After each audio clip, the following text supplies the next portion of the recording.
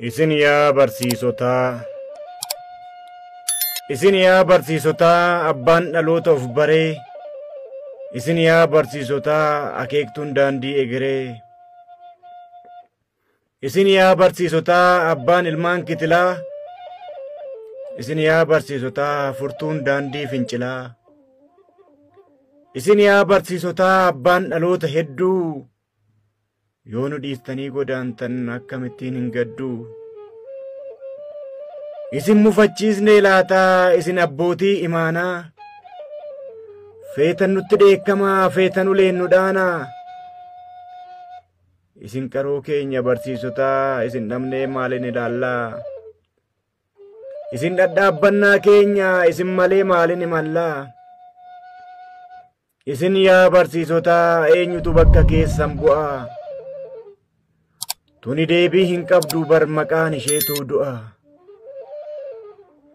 Isintu gamtaa nu barsiisee ormi addaan nu hiree.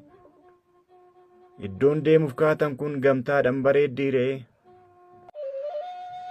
Akkasin taatu barsiisotaa gaabbineerra nuun jedha. Dhaloonni isin guddistan isin dhaga'uu fedha. Gamtaan nu gattanii deemuun dubbii karaarraa goraa. Yaada jijjiirree hafneerra jedha dhalootatti abdii horaa. Akkanatti nun guddisne isin hamtuu walirratti ni ilaallu. Nama haganaa jabaannee guyyaa tokkotti hin awwaallu.